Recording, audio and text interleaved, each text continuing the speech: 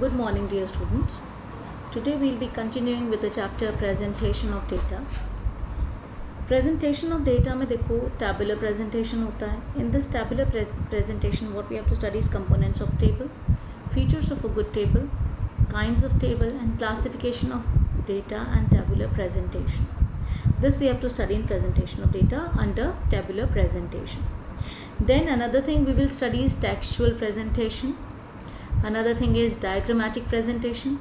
In diagrammatic presentation, we will study bar diagrams, and bar diagrams are further so many types like simple bar diagram, multiple bar diagram, subdivided bar diagram, percentage bar diagram. Bar diagram is over now. After bar diagram, we will study pie diagram, frequency diagrams. Frequency diagrams here means these are the graphical presentation. When we talk about frequency diagrams, these are the graphical presentations, right? So here in this we will make is histogram. Histogram may be of equal class intervals and unequal class intervals. Along with the histogram, we will make polygon. Polygon means frequency polygon, or you can make frequency curve. And ogives we can take. We will make in graphical presentation like me frequency diagrams. Ogives are also called cumulative frequency curve. Cumulative frequency curve is further less than ogive and more than ogive. We'll study some questions, very short questions, short answers, numerical questions. So let us start with presentation of data. What do you mean by presentation of data? The presentation of data means the exhibition of the data in such a clear and attractive manner that these are easily understood and analyzed. कोई भी data, whatever data we have collected and we have formed it into a table or in a textual form, we will write the data, we will present our data in a form so that it is easily understood by the reader. Whosoever is reading the data which we have collected, that person should understand the data by himself without requiring the person there at present who has made the data. अब जिस person ने data collect किया है उसको वहाँ पे ज़रूरी नहीं है वहाँ हो. दैट डेटा इस ढंग से प्रेजेंट होना चाहिए. That data is presentable and self-explanatory. Self-explanatory means if a person is looking at the graph, that graph is explaining itself. The person who has made the graph should not be needed every time the person is reading the graph, right? So this is the presentation of data. There are many forms of presentation of data. You can say that textual presentation, graphical presentation, diagrammatic presentation, tabular presentation, and you can also say diagrammatic presentation. Normally diagrammatic presentations comes with the graphical presentation itself. So tabular presentation, when the data is present in the rows and columns. Mind it, एक table के अंदर रो और columns होते हैं. हम लोगों ने एक टेबल बना दिया, रोज कॉलम्स बना दिए, नेम लिख दिया, सीरियल नंबर लिख दिया. तो this type of presentation of the data is called the tabular presentation. In this, mind it, what you have to write is you only have to write these two words. That means rows and columns should be there when we present our data in rows and columns. Now what are the components of a table? एक table के अंदर क्या क्या चीज़ें होनी चाहिए? The very first thing which a table should have is table number. Because sometimes we have seen in our books also कि कितनी बार हम लोग टेबल देखते हैं, टेबल के ऊपर लिखा होता है table number 1.1, table number 1.2. So when table number is given, it becomes very easy to look at it, to understand it, and to we can say highlight the table by writing its number. You can see in the table 1.1, so we can directly go to table 1.1 and understand what has been written or what has been data has been presented there. So the very first thing, table number should be there. Title should be there, whichever the title किस नाम से है, क्या है उसके अंदर, that should be written in the bold letters, and it should be simple and clear and short. तो a good title must reveal. एक अच्छे टाइटल में क्या क्या चीज़ें होनी चाहिए कि हम क्या चीज़ पढ़ रहे हैं. The time period to study, किस टाइम पीरियड पे हमने लिया, 2001 2002 का है, 2010 का है, कौन से टाइम पीरियड का कर रहे हो, कहाँ का आपने स्टडी किया, ठीक है. Nature of the classification. A good title is short but complete in all respect. ये चीज़ हमेशा ध्यान में रखनी है. टाइटल आपका छोटा हो और उसी के अंदर सारी चीज़ें आपकी कवर भी हो जाएं, जिससे कि टाइटल देख के पर्सन जानकारी ले ले कि हाँ ये टेबल किस चीज़ का बना हुआ है. Then there should be a head note. अगर टाइटल के अंदर सारी चीज़ें हम सफिशेंटली नहीं डाल सकते, कंप्लीट इन्फॉर्मेशन नहीं दे सकते क्योंकि बहुत बड़ा नहीं बना सकते, तो उस जगह पर हम लोग जो है उसे टाइटल को कंप्लीट करने के लिए हम लोग एक हेड नोट देते हैं to complete the title. Now you can see here the units of the data is preferably expressed in lakhs, crores, tons, etc. तो ये हम लोग क्या कर देते हैं, हेड नोट में दे देते हैं. जैसे टाइटल में हमने दे दिया इनकम 2010 के अंदर कितने लोगों की रही, या 10-11 के अंदर हम बात करते हैं, तो और यहाँ पे हेड नोट में दे दिया इन रुपीज़ लैक्स. ठीक है, ये पर एनम ऐसे करके दे दिया, तो ये हम हेड नोट में देते हैं. Then here comes head note के साथ साथ और इसके अंदर क्या होना चाहिए, स्टब्स और captions. Now what are the stubs? When we make a table, suppose I have made a table here, name और इंग्लिश के मार्क्स, हिंदी के मार्क्स, राइट. यहाँ पे नेम आ गया पर्सन का, सपोज यहाँ पे एक बच्चे का नाम लिखा है रिया, यहाँ पे लिखा है जिया, यहाँ पे लिख दिया राम, यहाँ पे लिख दिया श्याम. तो इस पूरे कॉलम के अंदर रिया के मार्क्स होंगे, इस कॉलम में जिया के मार्क्स होंगे, इस कॉलम में राम के मार्क्स होंगे और इस कॉलम में श्याम के मार्क्स होंगे. तो ये जो नेम है, हेडिंग ऑफ द रोज, क्योंकि ये पूरी रो जो है इसके हिसाब से चलेगी, तो this is stub, row heading. और ये इंग्लिश, हिंदी, ये सब क्या है, ये सब इंग्लिश का, ये सब हिंदी का, दीज आर दी कैप्शंस. जो कॉलम के हेडिंग है, columns are these, vertical rows are columns and horizontal are rows और वर्टिकल्स आर कॉलम्स. तो हॉरिजॉन्टल वालों का जो हेडिंग है उसे स्टब बोल देते हैं, रोज का हेडिंग, और जो वर्टिकल वालों का हेडिंग है उसे कैप्शन बोल देते हैं. ठीक है, stubs are the title of the rows, columns are the title given to the, caption are the title given to the columns, right. और कैप्शन के अंदर सब हेड्स भी हो सकते हैं, लाइक जैसे हम लोग ने दे दिए मार्क्स, मार्क्स को आगे फर्दर डिवाइड कर दिया इंग्लिश, हिंदी, फर्दर डिवाइड कर दिया थ्योरी, प्रैक्टिकल, थ्योरी, प्रैक्टिकल. तो इस तरह से हमारे कैप्शन को सब हेडिंग्स दे सकते हैं, सब डिवाइड कर सकते हैं. नेक्स्ट इज क्या टेबल के अंदर होना चाहिए, टेबल की बॉडी. जो भी टेबल के अंदर हम लोग सेल्स फिल कर रहे हैं, कंटेंट फिल कर रहे हैं, जैसे मार्क्स हम लोगों ने फिल कर दिए, ठीक है, sum total of the items in the table, जितना कुछ भी हम डिटेल्स डाल रहे हैं वो सब टेबल की बॉडी के अंदर आ जाता है. फुट नोट लास्ट में हम लोग देते हैं, फुट नोट में हम लोग दे देते हैं clarification of the reader, clarify कर देते हैं देखने वाले को. जैसे हम लोगों ने मार्क्स ही लिए, एक जगह लिखा हुआ ए बी, तो अब ए बी का मतलब क्या है, that means that student is absent. तो हमने फुट नोट में दे दिया कि ए बी मीन्स एब्सेंट. ठीक है, ए बी शॉर्टकट दे दिया, एब्रीवेशन दे दिया. अब ए बी का सबको मतलब थोड़ी पता है क्या होता है, तो हमने नीचे लिख दिया A B means absent, right. तो इस तरह से हम लोग फुट नोट में दे सकते हैं बच्चों, ताकि टेबल इजीली अंडरस्टूड हो जाए.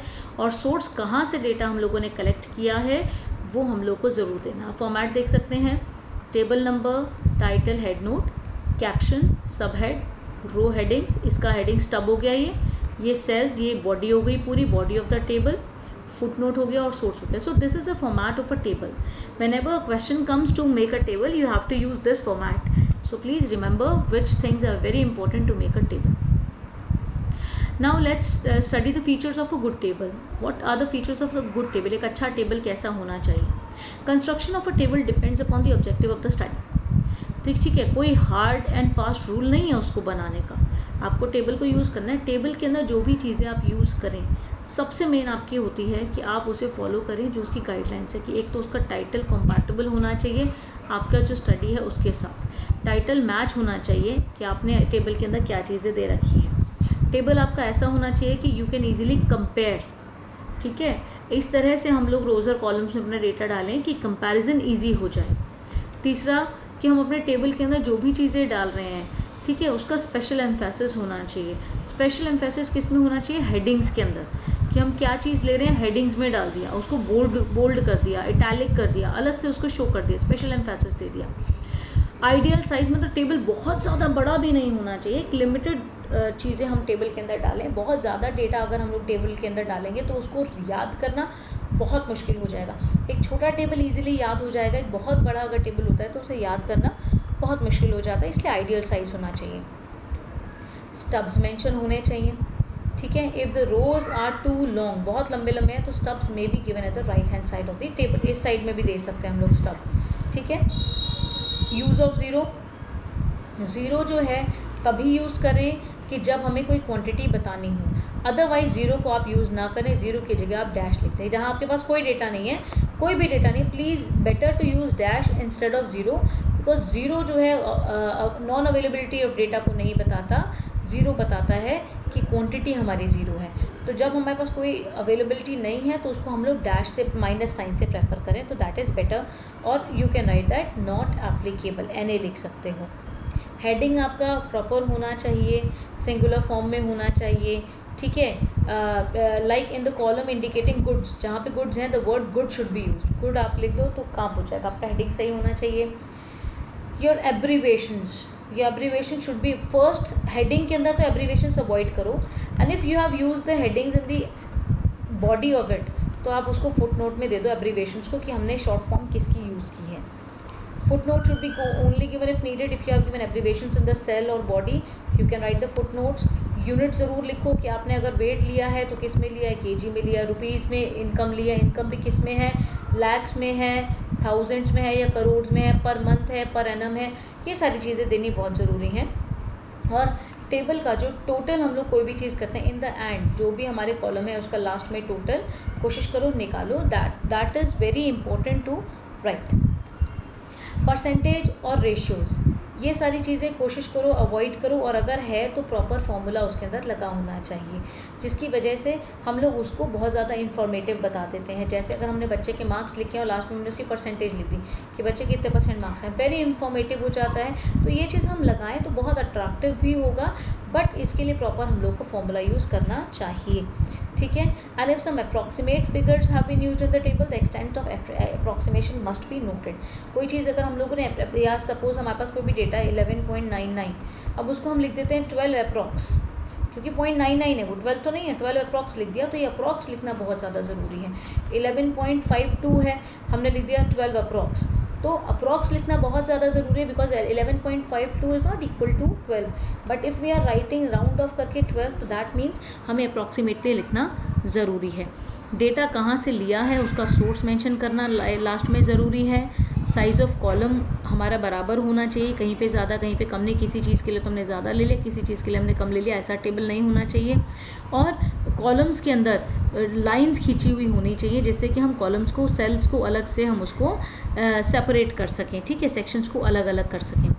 और सिंपल होना चाहिए, अट्रैक्टिव होना चाहिए, बढ़िया से बना होना चाहिए।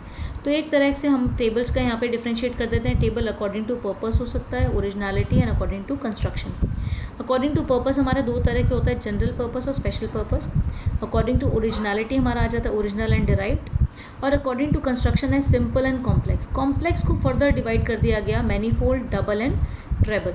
सिंपल में सिंपल टेबल आ गया, दो चीज़ें दे दी। डबल के अंदर दो चीज़ें आ गई, एक आया मार्क्स आ गया, मार्क्स को फर्दर इंग्लिश और हिंदी में कर दिया। ट्रेबल में हमने मार्क्स लिए, मार्क्स को इंग्लिश हिंदी में किया, फर्दर हमने उसको फर्दर डिवाइड कर दिया थ्योरी प्रैक्टिकल के अंदर।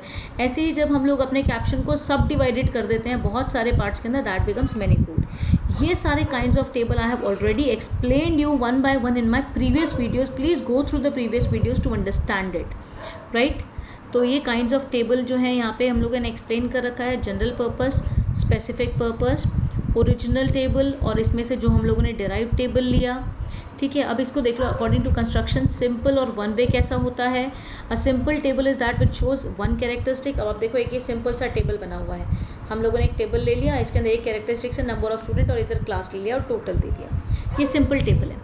When we talk about the complex table, जहाँ पे एक से ज़्यादा हम लोग सब डिवाइड कर देते हैं, तो डबल आ गया, double means two way, that means we have given classes, number of students. In previous one we have given only number of students, but when we have subdivided into two categories, boys and girls, it becomes double or two way. That means हम लोगों ने इसको दो characteristics में divide कर दिया।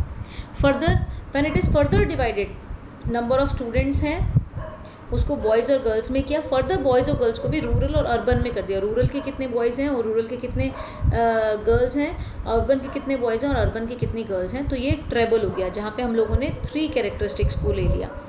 और वहीं अगर हम लोग और ज़्यादा आगे उसको कर देते हैं, बॉयज़ गर्ल्स किया, बॉयज़ में रूरल अर्बन किया, फर्दर उनको डिवाइड कर दिया, रूरल में मैरिड और अनमैरिड कितने, अर्बन में मैरिड और अनमैरिड कितने बॉयज़, वहीं गर्ल्स को भी फर्दर डिवाइड कर दिया, रूरल में मैरिड एंड अनमैरिड, अर्बन में मैरिड एंड अनमैरिड।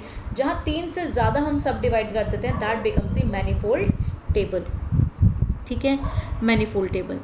और बाकी जो हमारे टेबुलर प्रेजेंटेशन होता है, क्वालिटेटिव डेटा, ये मैं अपनी प्रीवियस वीडियोस के अंदर आपको एक्सप्लेन कर चुकी हूँ ऑर्गेनाइजेशन के अंदर। तो ये टेबल हमारा यहीं पे ख़त्म होता है, यहाँ तक आप इसको देखिए। And please watch my previous videos to understand this. इसको मैंने प्रॉपर अपने हाथ से बना कर समझा रखा है, प्लीज़ उसको पुरानी वीडियोज़ को देखिए, it will become very easy for you to understand. Thank you, God bless you all.